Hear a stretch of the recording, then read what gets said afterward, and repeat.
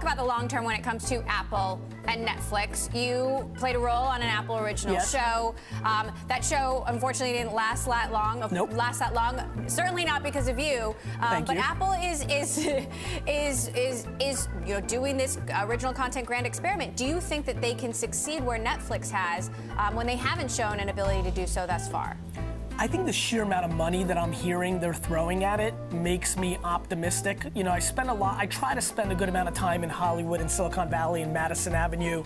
You get a real sense, and I think the sense, if you talk to any of your Hollywood friends, production and agents and things of that nature, is everybody understands that it's an Amazon, Apple, Netflix, Hulu, and who's the next OTT, Facebook kind of world, that the networks are in deep, deep trouble, and even the cable providers, and even with mergers, the sheer dollars that these internet companies are going to throw at content, the NFL rights, it's going to be an Amazon, Google, Facebook, Apple world in kind of fighting for that. And so, yeah, I would say yes. I mean, I think that programming, the IP is what actually matters in the end.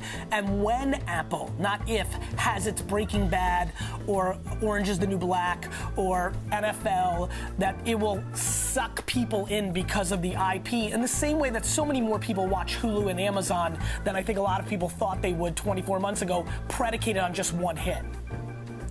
You talk about, I know you say you're not an expert on short-term market dynamics, but we're all watching Apple and Amazon in this race to $1 trillion. Amazon sort of coming from behind. In the big picture, do you see more potential in one company or the other? Oh, in a substantial way. I think the delta between Jeff Bezos and Tim Cook as a 2018 CEO is unbelievably substantial. And I would bet every day of the week on Amazon. Why? Because I think Jeff has just shown so much more ability to navigate the end consumer's attention, which I think is the ultimate value in society. I think that Tim, A, is an incredible guy, and I like a lot of the things he as a human and the company is trying to push to stand for. But I don't know, he's been the CEO now, what, 7, 8 years? I'm not sure, you can help me with this, but I mean, what, earpods? Like, I've not seen Apple win in voice the way they should have with the lead they had with Siri. The HomePod's still not out there. We've not seen them win an original program. It's now been 24 to 36 months that cat's been out of the bag. There's been no hardware innovation outside the earpods that has any blip of anything, and all they've really done is slowly just advance things that have been in place prior.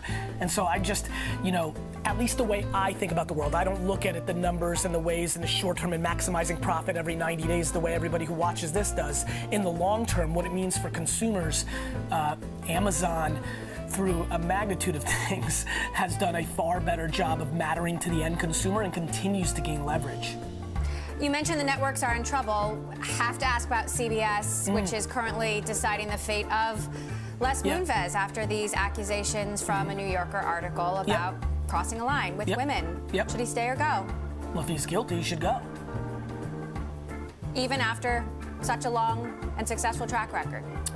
Doing the wrong thing is always the wrong thing, Emily. Like, you're only as good as your last at bat or the truth, right? We now don't look at Christopher Columbus the same way we used to after we looked carefully in all the things he did.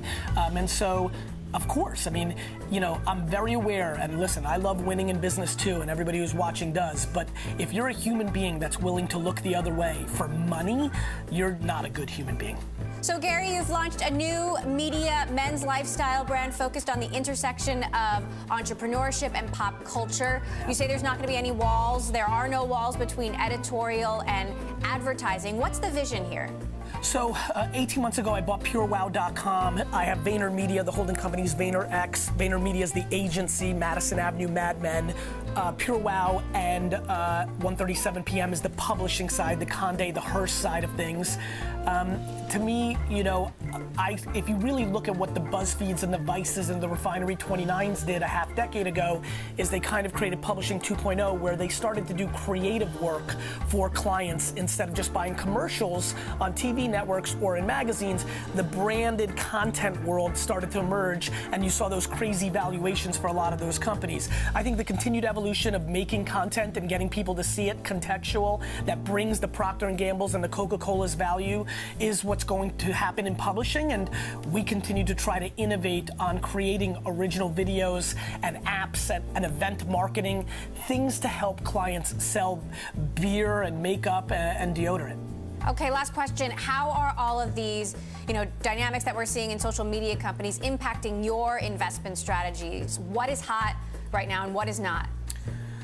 I mean, look, a couple ways to look at this. For me, this is just real life. Facebook and Amazon are the two stocks all in that I believe in a 5 to 10 year macro. As long as Mark and Jeff are running those companies, I'm blindly in belief of how they'll innovate around voice, AR, machine learning. They just are CEOs that are willing to hurt their short-term economics to do the long-term equity for having legacy over short-term profit.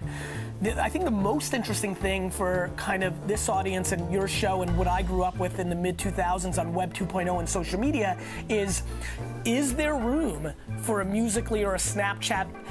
Where is this next social network, and are people scared to do it because they're scared to be a feature and Instagram and Facebook, Twitter will copy it and slow its growth like we saw with Snapchat? I'm most fascinated, will there be another social network on mobile devices? My assumption's yes, but how? And then more importantly, my investment strategy is massively being affected by one core thing. I believe voice devices are the next iPhone, and the apps built on top of the Google Home, Amazon, Alexa, and Apple Pod are going to be the place where I come out of retirement and do early stage investing the way I did with Twitter, Facebook, and Tumblr.